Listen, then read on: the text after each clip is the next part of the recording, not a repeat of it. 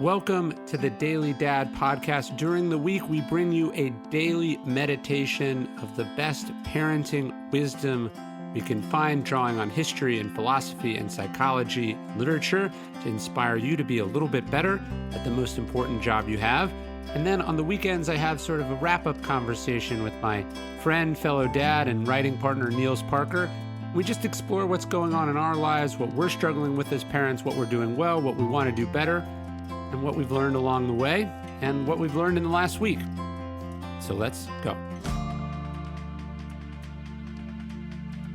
Why take a multivitamin? It's to be healthy.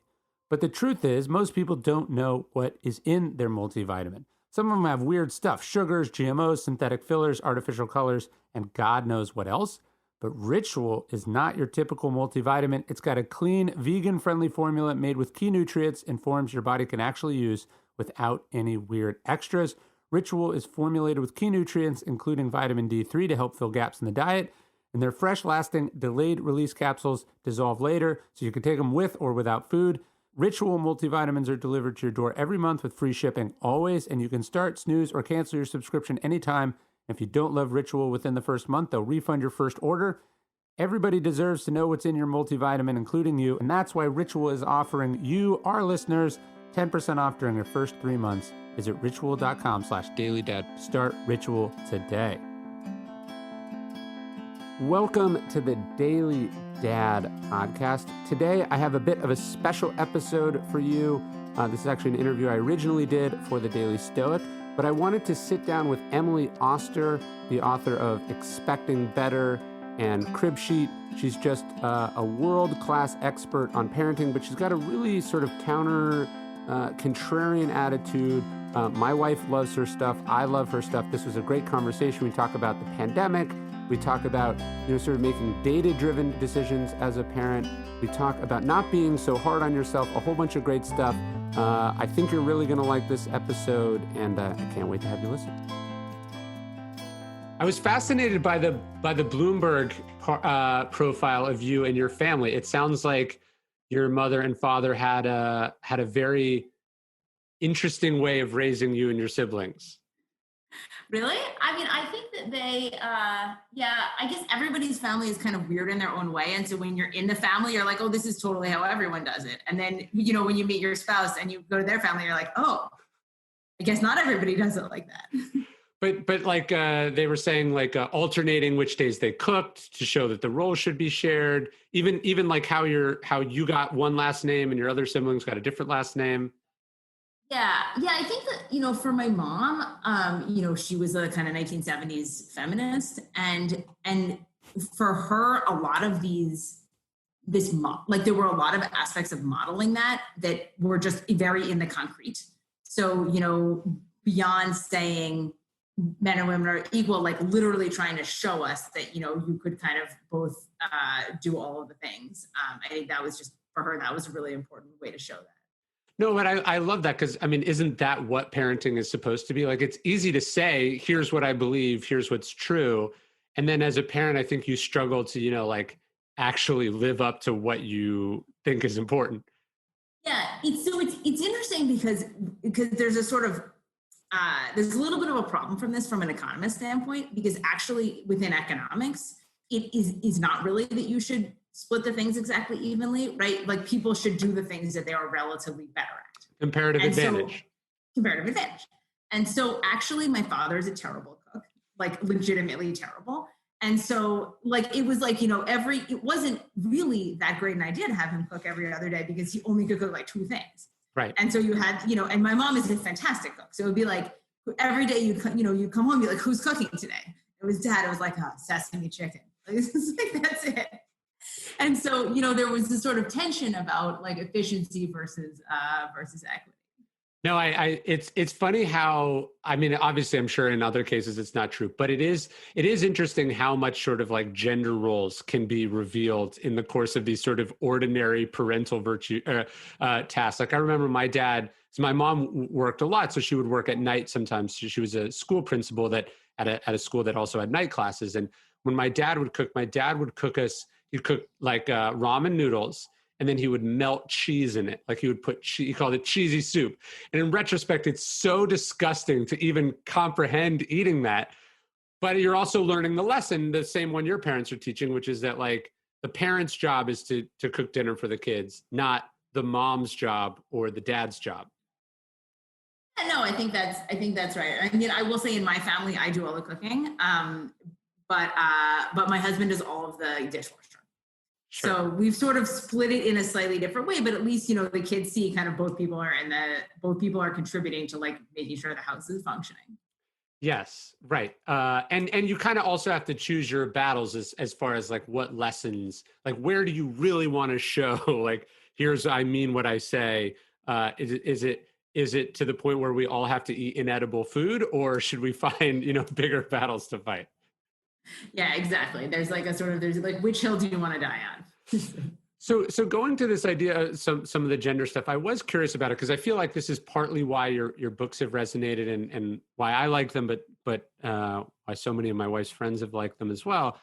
Am I wrong in picking up that like moms seem to be like 1,000 times harder on themselves than fathers, and where is that coming from? Yeah, I think you're definitely right. How much of that is like societal pressure as opposed to like how much you put on yourself? I've never quite worked out. Like, I think, the sort of, there's this trope, which is of course a trope, but also not totally wrong, where people feel like, if you, like when I'm watching the kid for the day, like everyone should leave thinking like, wow, I learned a lot. And it was like, and I mastered a new skill. And and also we had a 17-course bento meal, Yeah. and then when he's watching the kid for the day, it's like, oh, they're not dead, so I win. Right. And so somehow like the standards are really weird, and I do think that it's both society and it's and it's probably partially pressure people put on themselves. Yeah, there was a story I liked one time where Stuart Scott, the late ESPN broadcaster, was having like took his two daughters out to lunch, and they're sitting there with a friend and their kids, and someone who recognized him came up and said, "Oh, it's so great to see you babysitting." And he said, "I'm not a fucking babysitter. Like this is my job, like." But there is an element where it's like, yeah, as a father, it's like if the kids are alive, success, and a mother, you're judged against the greatest mother who ever lived and the TV image of a mother and all these things. Right. I think it's not even the greatest mother who ever lived. It's like what other people think is the greatest mother who ever, like there's not like there's one version of that like you could aspire to. It's just like what they think that should be happening. Yeah, and there's a thing I think that the Stoics would sort of point out about that's interesting, where it's like there does seem to be this like kind of contest women are in with other women about like sort of who can be the most pure, authentic, natural mother. And men obviously have tons of ridiculous contests that we get in with other men. But it's I think in both cases, it's sort of this idea is like, what is making you feel like a piece of shit about it? How does it make you better at that thing? Right. No, I totally agree. I mean, I think it's not, making other people feel bad is something that we seem to think is a way that we can make ourselves feel good, which is not obvious. There's this thing where I think I guess what I'm saying is beating on yourself for not being good enough, for not doing it perfectly. It not only doesn't help you, but it doesn't help your kids or anyone. So there's this kind of guilt that we add on top that is not additive really in any way. Yeah, no, exactly. It's sort of like somehow by feeling bad about things, I am somehow positively contributing to the experience of my children. And I think this comes up in pregnancy also around like sort of denying things, right? The idea that like, well, if you're like, if you can go without coffee, even if there's like no reason to do it, just the act of kind of making that sacrifice, that is what makes you a good parent, as opposed to like, just that's just something that makes you miserable and doesn't help your baby. Yeah, right. And I know some of the studies of it have been sort of disproven or whatever, but I think personally, most people, it's like you only have so much willpower. I think we can kind of admit that we only have so much energy and we only have so much sort of self-discipline. What are you going to spend it on is a really important question. Yeah. And I think you have to we only have so many like mental and physical resources, right? That like you can't do all of these things or then you try to do all of them and then you kind of lose it. And now you've yelled at your kid. That's also bad. Now you did that thing wrong. Right. Right. Yeah. No, you feeling like you're not good enough, you feeling like, you're crappy compared to other moms or dads, etc. It isn't making you better with this little person who needs you to be strong and confident in all these things that parenting And requires. happy. Like Yeah, sure. your kids want it, like if you are happy, that is a way for them to also be happy. So where does the premise of your work, which I think is interesting, I was just talking to Tom Ricks, who wrote this book called First Principles, which is really about what did the founders believe as they were creating America. But the concept of first principles seems to kind of be at the root of your work, which is in the sense that you're like, instead of just assuming that all of these things are true, all these sort of lessons or rules or guidelines, why don't we actually explore them and see if this is worth doing, this is not worth doing? Is that sort of how you think about your work? Yeah, I mean, I think about my work as basically saying, people told you a lot of different stuff. And, especially actually in this world in which you kind of can't do everything, where you're limited in your capacity or willpower, your time or whatever it is, that it actually is pretty valuable to have those things ranked. And, Right. Rather than saying like every single, it's very important that you breastfeed and not co-sleep, and that your kid is they're not in your bed, but they are in your room, and that they do that for a year. And also, that you do all these other 50 things, like actually identifying what does the data say about which of these is most important, and, which of them are maybe even if they matter, that they matter less. And that lets you like make informed decisions in a world of constraints. I mean, economics is all about, right, like optimizing under constraints. And I think sometimes we just assume that parents have like 75 hours in every day. And so they know they don't face constraints, but that turns out not to be true. Well, and even I think there's also probably some guilt/fear of optimizing, which implies compromise as a parent, as opposed to just Right. doing everything perfectly exactly how you'd want it to be. Yeah, I think people don't want to say like, well, I even though this thing was like a little bit good, I kind of didn't have the capacity to do it. But I think we should be able to say that, because of course, like if you can't, it may literally be impossible to do all the things people tell you to do.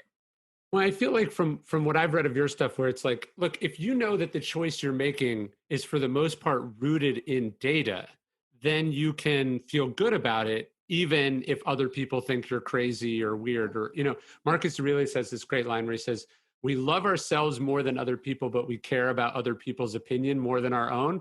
There seems to be an element of parenting where it's like, even though we all have pretty good intuition and maybe we have our own experiences, we really just want to make sure we're not doing something weird compared to what our kids' friends' parents are doing. Yeah, and I think the other piece of it is not so much. Part of it is sort of knowing like what the data says, and then part of it is just knowing that you thought about it.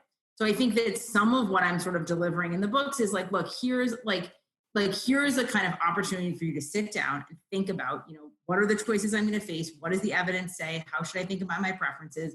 And then to kind of come out and say, okay, well, I decided like to breastfeed, or I decided not to breastfeed, and I decided it because I looked at the evidence and I thought about it. I thought about what worked for me. And then when someone is like, oh, you're not breastfeeding, then it's a little bit easier to be like, I'm not breastfeeding. And I thought about it and I'm not doing it because it's not the thing that works for me, as opposed to just being like, oh my God, that person is judging me. Like maybe I am doing it wrong. Right. So, And also I'm not like knowing that you're not doing it because it's hard. Right. You know what I mean? Like you're doing it. There's a logic to your actions. Exactly. That you made that decision for a reason, not just because you just like on a whim one day, decided that just wasn't going to be for you. I feel like too, and you've been writing about this a lot during the pandemic, but it's sort of like separate. When you look at risk or when you look at a decision, it's like what parts of this are in your control, what parts of it are out of your control, which is a very sort of Stoic concept. And then the parts that are within your control, how can you minimize risk? So then if you do make a compromise because this is your job and you have to, or because, you're going to lose your mind if you don't, that you've at least done it in the most responsible way possible.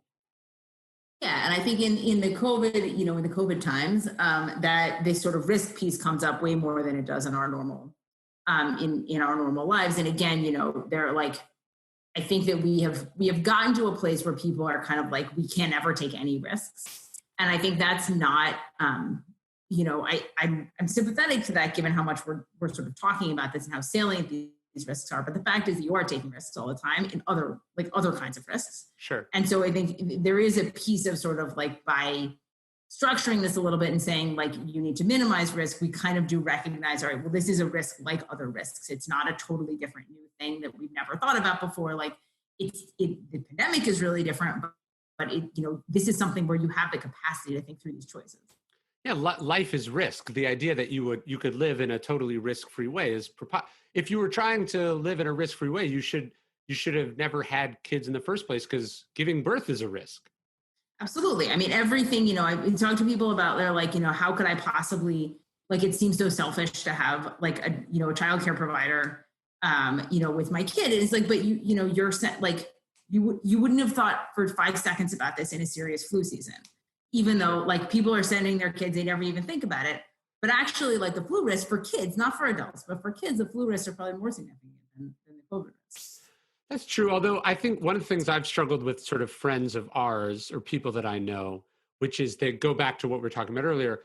They have a childcare at their house, or they're sending their kids to school, not because they've broken it down like you're talking about, but because it's uncomfortable. And so they haven't thought about it. So they're just defaulting to what's least inconvenient for them, which is an alarming thing to see happen. Yeah, I agree. I mean, I think these are not, it's like there are reasonable people would choose different options here, but just being like, well, I don't want to think about it. Like, I'm just going to like do whatever because I just don't want to like think about what's happening. I think that's not, that is not a good decision. So maybe this is crazy as sort of a rule of thumb, but so you of all people would be able to disabuse me of it. One of the things my wife and I have thought about is sort of like, okay, in 20 years, our kid is going to ask us, they're going to say, 300,000 cases a day, 3,000 people a day were dying. Like, what were you guys doing? And I think it's, like, let's say it's school. It's like, oh, we sent you to school. And they're going to be like, oh, because the schools did a really great job, protecting kids against the virus. And you'd be like, no, not really. And then you'd be like, and you never went to any stores. Well, we went to the grocery store pretty often. And you're like, oh, because you had to? And it's like, no, they actually had this magical technology that meant you didn't have to. And like, I feel like a lot of the decisions that people I know are making are going to be so baffling to their kids when their kids are old enough to ask about it. So that's kind of a rubric we've been using to guide our decisions, is like, how is this going to look when the immediacy of our needs fades from the equation? Yeah, that's interesting. I mean, I think that like,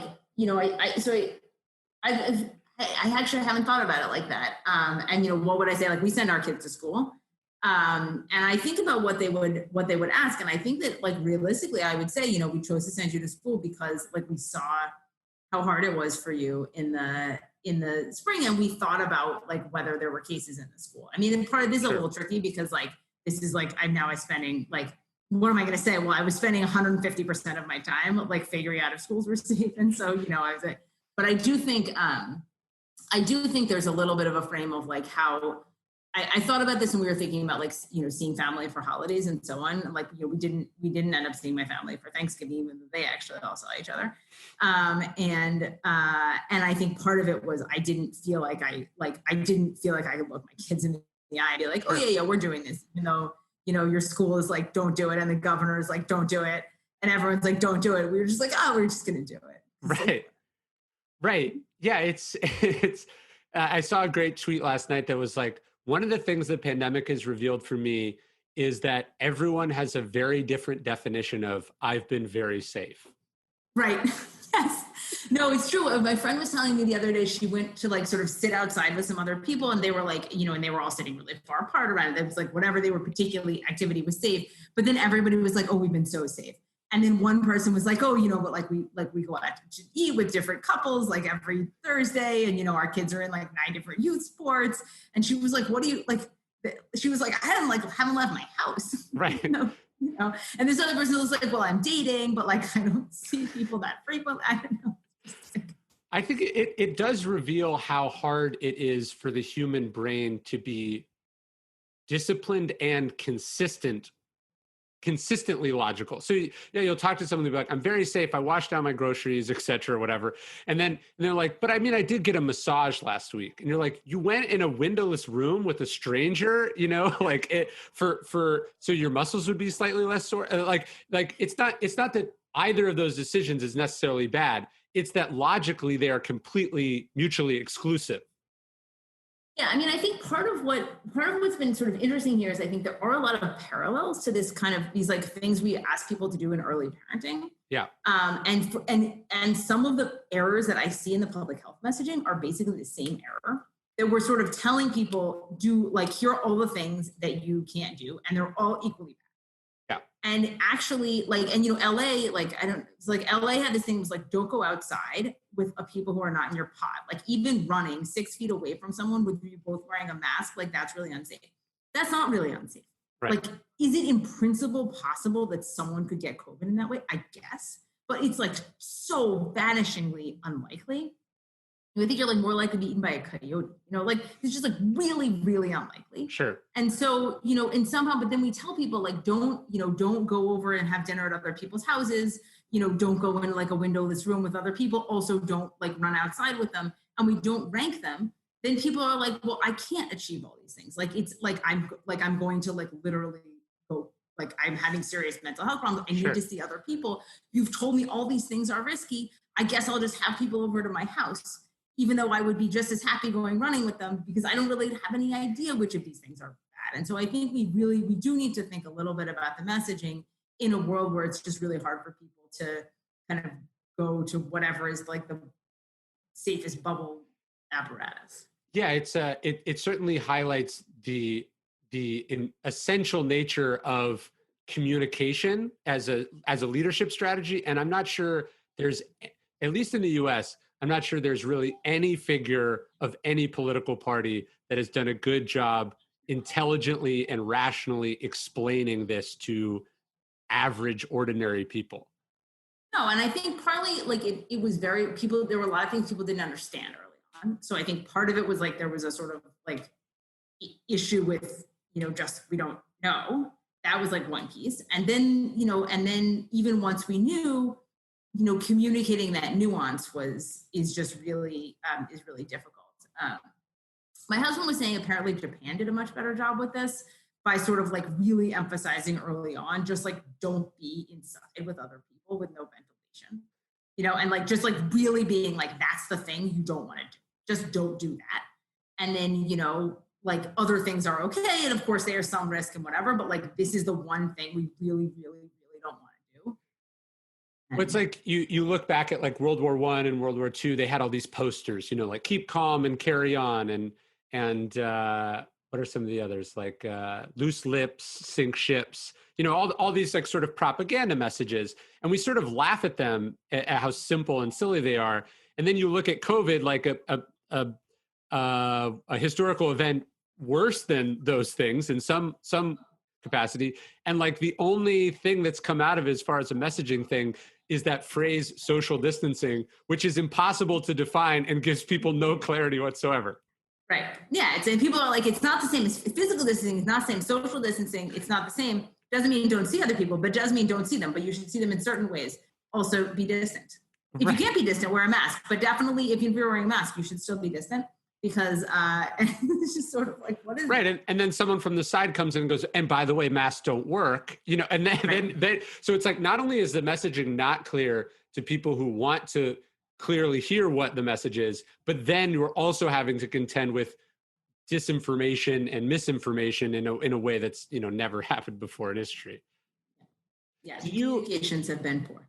Yes. Well, I feel like even I've seen smart people that I know say stuff like they'll go like lockdowns don't work. And even then there's nuance, right? It's like, look, sure, abstinence, like abstinence works, right? Abstinence only education does not work. And there's a large difference between those two. Lockdowns, like if you're trying to design a strategy to prevent people from getting COVID, lockdowns would be a great strategy.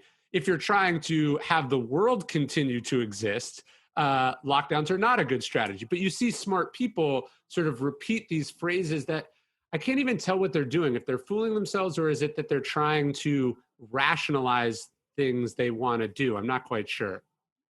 Yeah, no, I sort of have I struggle in general with what people think that they're saying in a lot of this messaging, or even like I feel like a lot of the messaging, just as people listen less, the messaging has just gotten like more and more extreme, and like it's kind of like, let's just yell louder that Yeah. you shouldn't do things, but like people didn't listen when you were yelling quieter, and so I don't know why you think yelling louder is going to help, and somehow we just keep like yelling louder.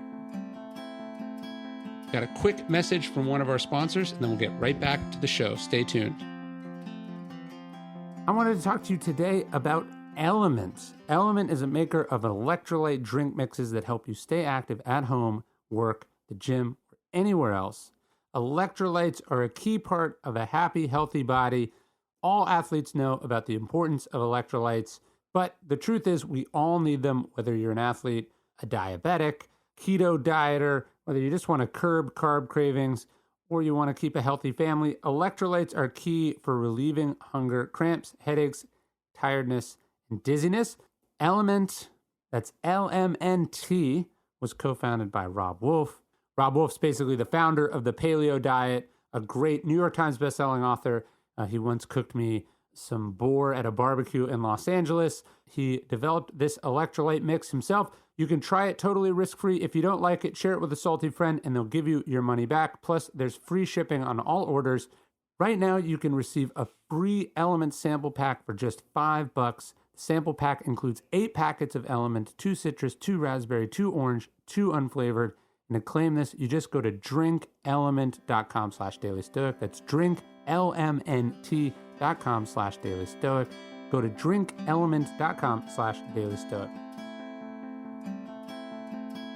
Yeah. What do you think of, so it's like, on the one hand, there's these people sort of who clearly have almost been infected. Like Marcus Aurelius talks about, and Marcus Aurelius was writing during the Antonine Plague, which is much worse than COVID. But he was talking about there's like multiple, he says there's a plague which can take your life. And then he's sort of there's this other pestilence that can destroy your character. And so it seems like, I'm sure people we both know sort of been infected with these other ways of thinking. And I think a lot of people have talked about the conspiracy theory. I'm interested in smart people I know who've sort of fallen prey to like magical thinking, like the like, oh, I'm following the rules except when it's important to me, for example. Like people who are like have been really smart and then they go, but Thanksgiving is important. And you're like, sure, but the virus doesn't care that this is a special holiday. No, it was like it was like sort of, we're not going to have any football except for bowl games. And somebody tweeted like, the coronavirus doesn't know if it's a bowl game.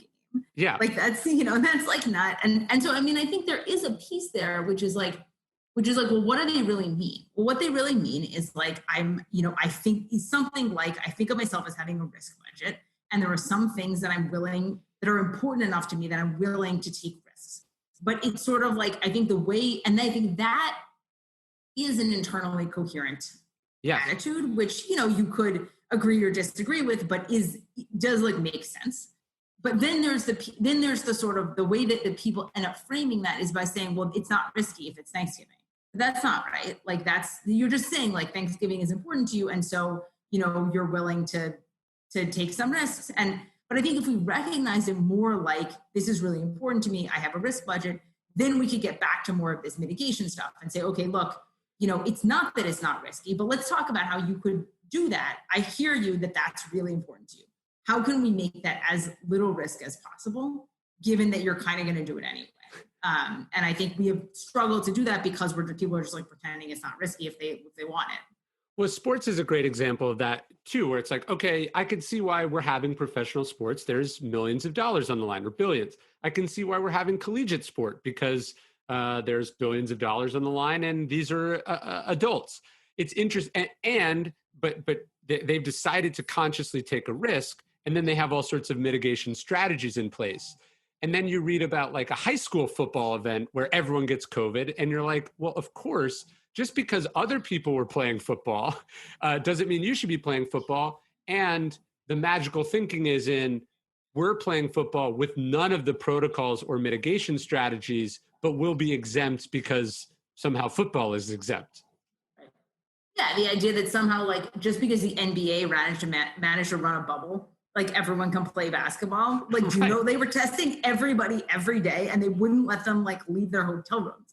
You know, it's not like there's nothing special about basketball. There's something special about the NBA's willingness to spend millions and millions and millions of dollars to make sure that they could make even more millions of dollars, which is totally understandable, and you know, probably a good decision, but it does not mean that high school basketball is cool. Yeah, yeah. It's I think the other thing that you're seeing is too, and I think this is compounded or is realized in your work, but then also in lots of different economists and psychologists, which is that we make increasingly bad decisions under fatigue or duress. So the quality of decisions that people were making in March and April and May, even under less information, we're now struggling. It's like, for instance, somebody who sent their kid back to daycare in Texas in May, maybe that decision was good in May, but now cases have quadrupled. Can you reevaluate that decision? Or have you used up your decision-making budget, to go to your metaphor, and now you're just stuck? Yeah, and I think the other thing is that like early on, there was this sort of almost benefit of the uncertainty that like there was so much uncertainty that people were like afraid in a way that they're not like afraid anymore, even though they still sort of should be. And we were kind of more afraid. It's worse. You should probably be more afraid. Yeah. I mean, I don't know. We've learned, but like, yeah, basically like they should be at least as afraid. Let's put it that way. And you know, they're kind of not, because I think that the fear was the sort of uncertainty was a big piece of the fear. Is it just that as we become more familiar, like they've done like studies like when like London during the Blitz, like you just get sort of immune to it? Is that what happens? Yeah. Yeah, I think people get immune. I mean, you know, you got to have a psychologist on talk about that. But I think that like there's a piece of this that's like, you know, people just get like accustomed to things, and they get sort of like inured to I think the other thing is if you haven't had it, you're like, well, I haven't had it yet. Like maybe I'm not going to get it. You know, maybe I'm like secretly protected. That's the magical thinking. Yeah. It's the magical thinking, right? Like, you know, so I think that's not, I think there's kind of that piece. There's the piece that people are just really, really tired of COVID, and they just kind of wish it would go away. And they sort of think if I just like pretend it's not there, maybe it will just kind of like not be there. And I think, you know, we've exhausted a lot of our like emotional reserves for thinking about these things. Yeah. Like as there's a part of your work, which is a lot of work for people, like to be constantly calculating the risk and thinking about it.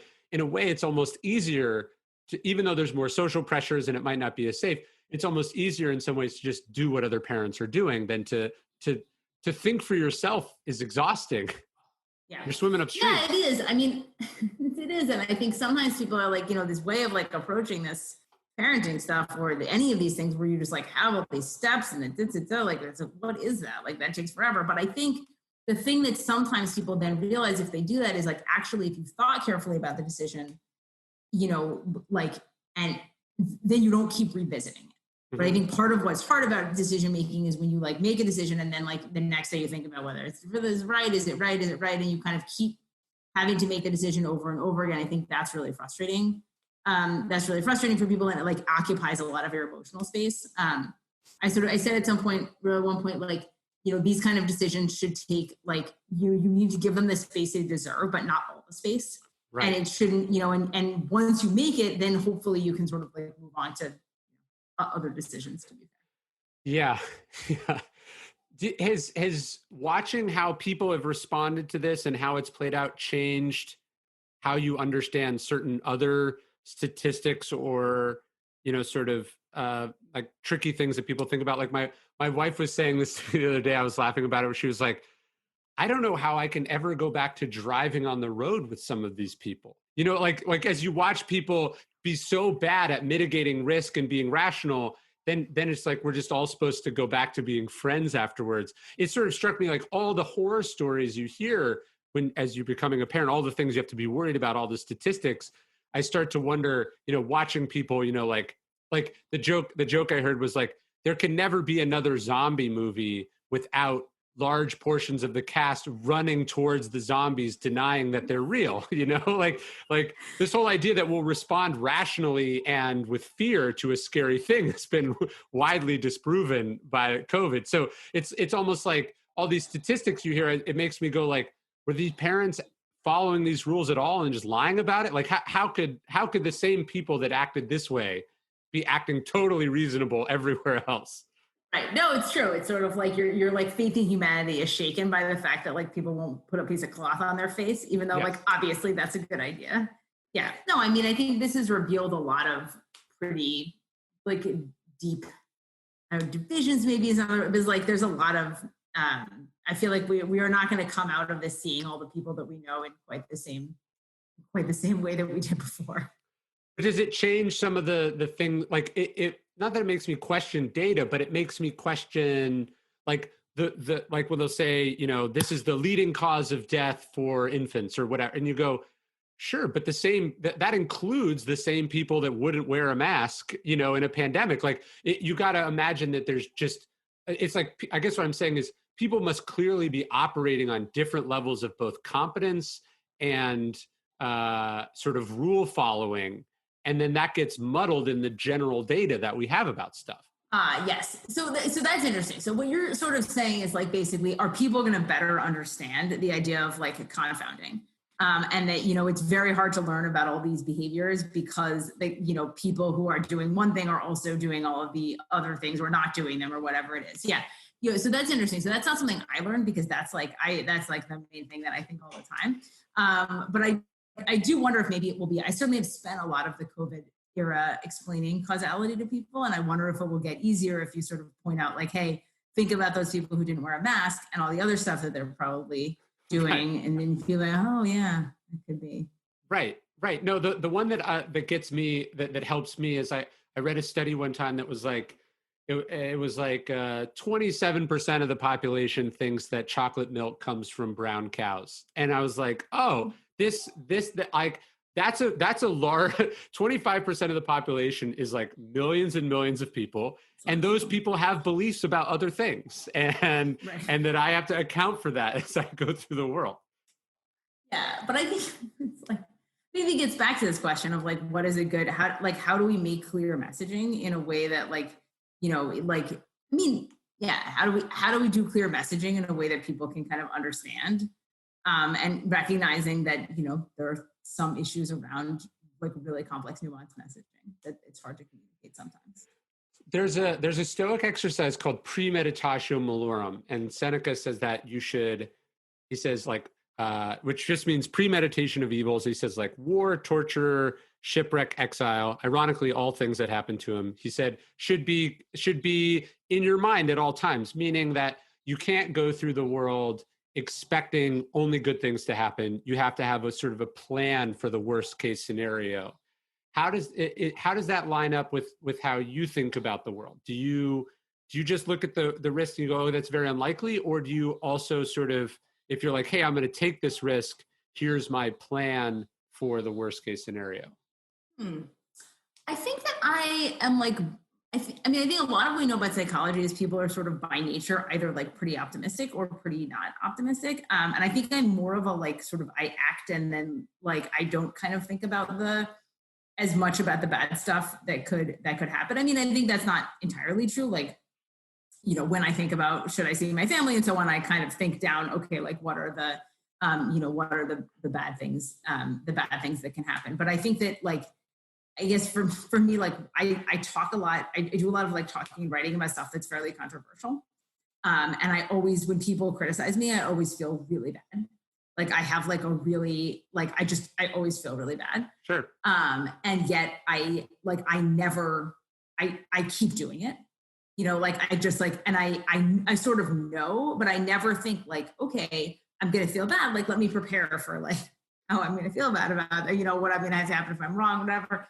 And like, I'm just like, oh, I'll just like do it. And then I'll find out. So I think I'm more of a, oh, I'll do this now. And then I'll But don't you think, but maybe it's that having written something and then, been attacked for it, you are aware that that's basically the worst case scenario of saying a controversial thing. So then you don't go through your work afraid of making a mistake or afraid of being criticized, whether you're right or wrong, because you're like, oh, I can take that.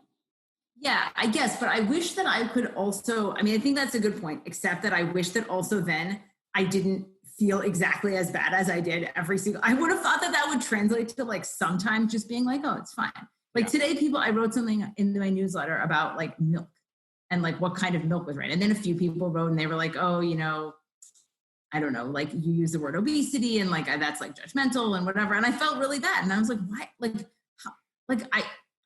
Why do I feel so bad about this? I don't know. No, that goes to the idea we were talking about earlier, which is that we care about ourselves more than other people, but then their opinions matter to us so much.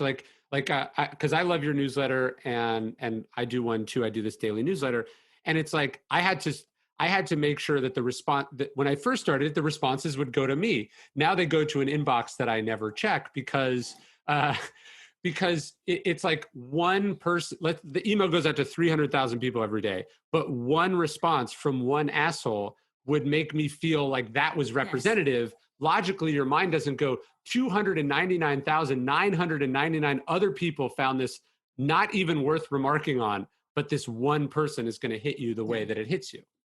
Yeah, no. And I write about that sometimes in my newsletter, how I like feel bad when people do this. And I think that's, I think that's actually helped me a little bit, sort of like to, not that it makes people not say mean things, which they definitely do, but it's sort of like, it's been good for me to like articulate that. And then, to hear kind of people come back and say, either like, I also feel like that, or I don't know. I really like the newsletter. I'm like you really like getting the responses? No, I like writing it. I mean, I like some of the responses too, but I've just been really like, this is something I started at the beginning of the pandemic. I've like found it to be a really productive way to interact with people. Well, I think it's just a much better model. It's like, I see you write articles different places. I do the same. It's like when you're writing for the Atlantic or the New York Times or whatever, you have to do this piece and then you have to hope that they'll accept it. And then they give you notes and they're always cutting it down. And it's like, there's this whole process. And it's like the newsletter is like, no, I'm having an ongoing, even if it's a one-sided conversation, it's an ongoing conversation with a large group of people every day, which is why you were attracted to writing in the first place, I feel like. Yeah, and I like this sort of, and it's not as one-sided as these pieces that you write for like other things, because of course sometimes people like some people will write in this news in the milk thing, okay. A lot of people wrote and they were like, I really need to know about like vegan diets and other milks. I got many emails that were like, what about other milks? Should I have milk at all? Like, and so now there's an opportunity, like in a few weeks, I can come back and be like, okay, like a bunch of people ask you, here's some like follow-up stuff. And I think you just can't do that that's been hard to do in other modalities. Yeah. And you can, it's almost like if some of these government entities we're talking about had more direct ways to communicate with people, it might have been better in the pandemic, as opposed to everything being filtered through reports. And there isn't that ongoing conversation. So there's not that trust also that says like, hey, I really thought about this. Here's the complicated thing. Please go ahead. Yeah. Also, and I think that, I think what the other problem is, like some of these messaging, it's hard for them to understand what people don't get. What people don't understand. And so there isn't that feedback about like, well, I just like, I'm sorry, I don't understand. Like, this is the piece I don't understand. Yeah. And then instead they just sort of like communicate.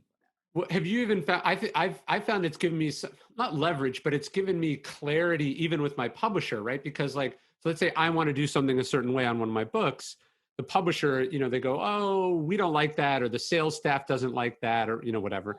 And it's like, that's great. But I've talked to these people every day for 5 years, I know it's not from an ego place, but it's from you have a greater knowledge and sort of relationality to the audience that a person who sells a book to a salesperson to a bookstore who sells it to a customer just fundamentally doesn't have.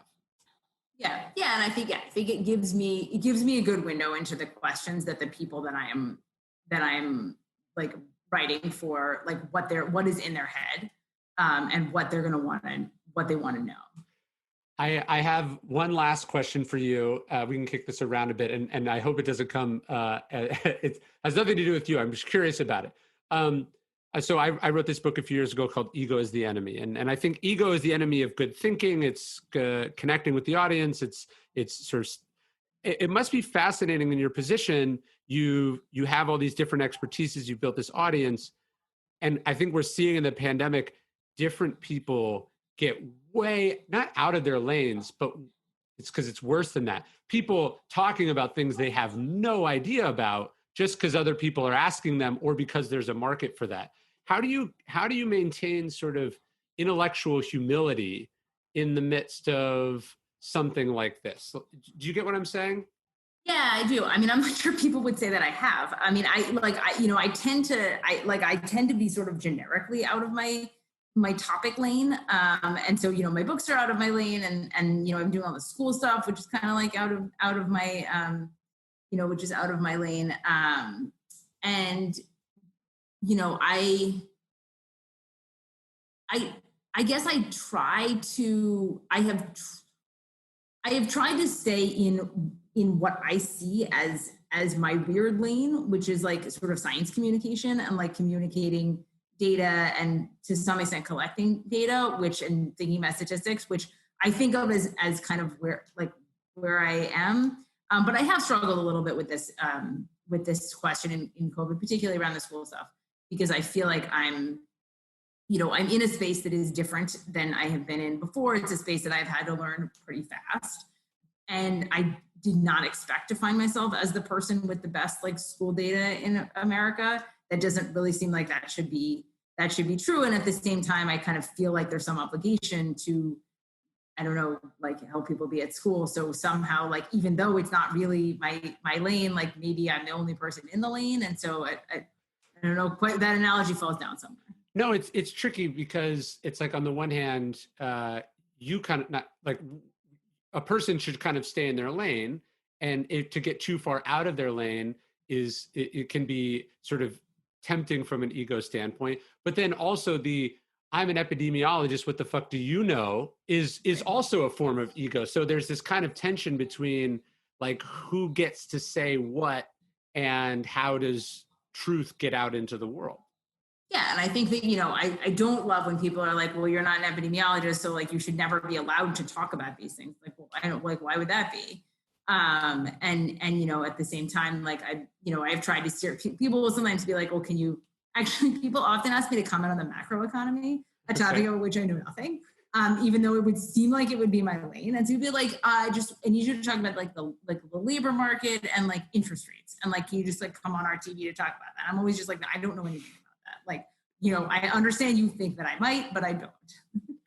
Well, one of the things I've struggled with, and it's a weird thing, obviously it's a little less now that you're not going around giving talks, but as you become sort of I don't know what you call a public intellectual, but a person who writes and opines about things for a living, is you get in this space where you feel like you should have an answer because someone asked you a question.